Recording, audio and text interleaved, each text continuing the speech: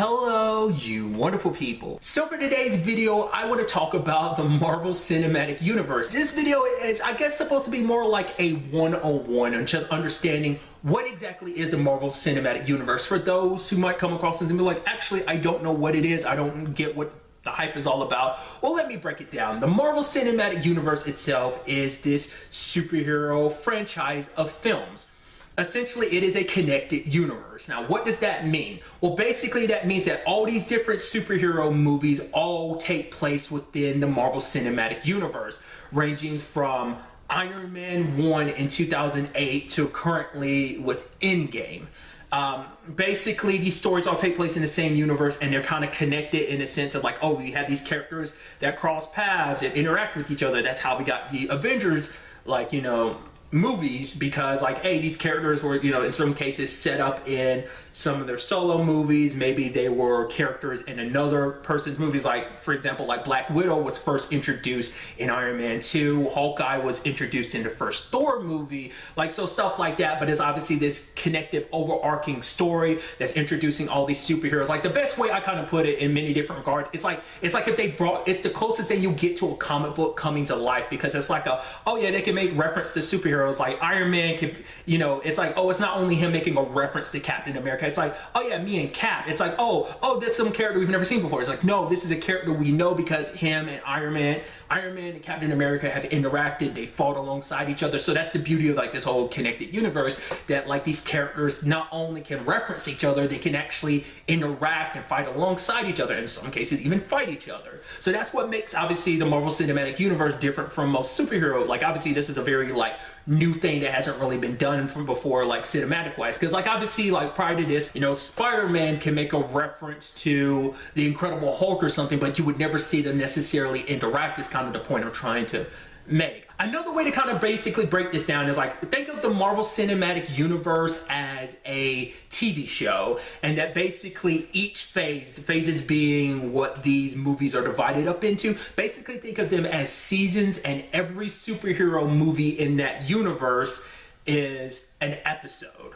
Because basically, you know, this not only includes like, oh, solo all, you know, movies. Like I said, there's also like come together movies, like whether it be like an Avengers movie or Captain America's Civil War, for example. There's even, you know, movies like Thor Ragnarok, which brought Thor and Hulk together. Even though that was a Thor movie, it still introduced Hulk as well as other characters that you get to see later on. Like, it's, once again, like, you can pull in characters and do very interesting interactions that prior to like this whole cinematic universe coming together, you never would have been able to do. Now, what makes this a little different, like in many different regards, because there's a lot of things that kind of have to break down about this universe. It's like, okay, so first and foremost, like, okay, so this is Marvel movies, so does that include the X-Men movies? No, it doesn't. Like, this universe is kind of, it's set up to be its own thing.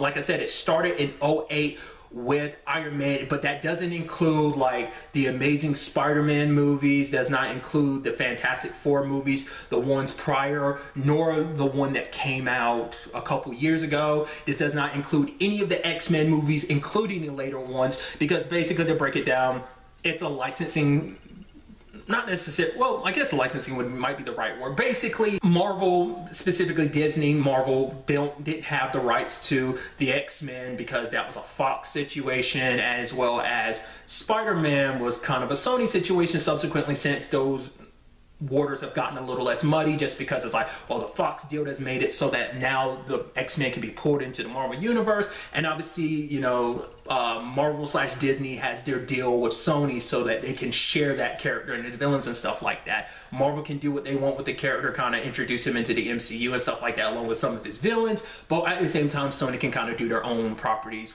well, with the Spider-Man property as well. It's a whole thing. Kind of interestingly enough, the Hulk kind of plays in that same regard, because Universal has rights to like Hulk movies and stuff like that. Apparently, I didn't know this because I thought Hulk was the only one, but even like that whole Namor situation, like apparently that kind of counts too. I didn't realize that, but nevertheless, like I said, it's a whole complicated situation that's kind of like going beyond the realms of like, you know, just focusing on the movies themselves. That's kind of like some behind the scenes type of stuff, but nevertheless, it matters because, you know, because some people might be under the impression that everything that happens in the X-Men movies applies to the MCU. It's like that continuity doesn't fold in. Eventually, because everyone's got the thought process now that like a lot of the dealings have been done and stuff like that, we could get like X-Men and Fantastic Four to the MCU. To be fair, that's something that's not necessarily in the works right now. Like the next 3 to 4 years has kind of been planned out, but other than that, it's like beyond that, you could all probably see them slowly transition in. Once again, it's a whole lengthy conversation all on its own. Obviously, I've just been focusing on the movie side of things.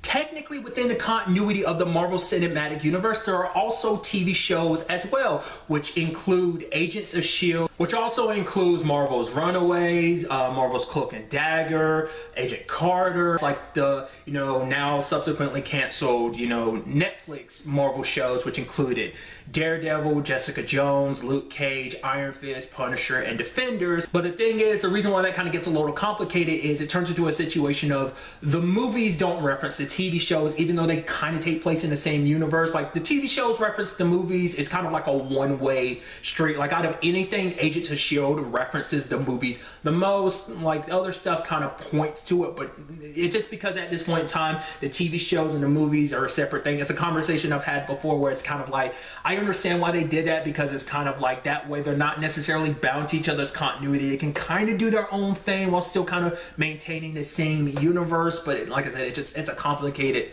thing. It's a thing where everyone wishes everything was even more connected than it is. That's obviously going to change soon because Disney Plus, obviously, you know, Disney's streaming service coming out this year, is going to eventually include Marvel TV shows that are going to have a closer tie to the Marvel Cinematic Universe movies. So like TV shows that are going to elaborate more on like stuff from the movies and potentially set up stuff for the future. They're supposed to be like limited kind of like 6 or 8 episode type of shows, but they're supposed to be shows with like movie level budgets potentially. And that in itself kind of adds to this whole like interesting side to things too, because it's not just movies, it does TV shows as well. Like obviously, like I said, the ones that have existed before, but also the ones that are potentially going to be a lot closer tied to the Marvel Cinematic Universe movies. So I didn't even know about this, but apparently there's also comic books that tie in too, which I wasn't even aware of that, which is pretty interesting. I mean, all of this in itself just shows you how awesome it is that something of this magnitude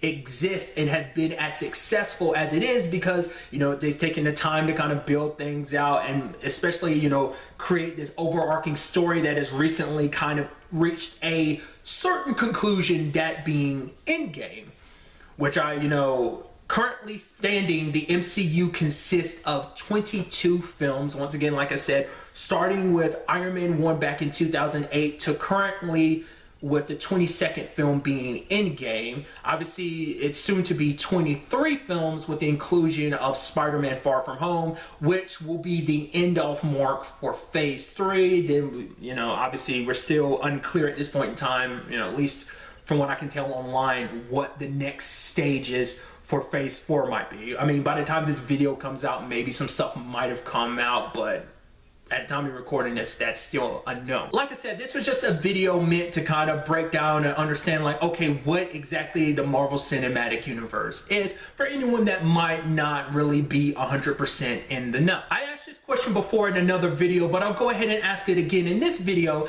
and that is, how much of the Marvel Cinematic Universe are you familiar with? What I mean by that is, at this point in time, like, how many of the movies have you seen? Have you seen all of them? Have you seen some of them? Have you seen none of them? I'd love to kind of know where you stand with this whole Marvel Cinematic Universe. Is it something that you are aware of? I mean, it is such a big thing, but even if it's a big thing, that doesn't necessarily mean that it's your cup of tea. So you might have come in once in a while and seen some movies and been like, oh, that's cool, but not really know that there's this overarching connection between all this, you know, these movies and these properties, you know? So let me know just your thoughts and everything in the comments down below. But really, that's all I want to talk about in this video. Till the next time we meet, be happy, be safe, live life to the fullest, and enjoy it. Good day and goodbye.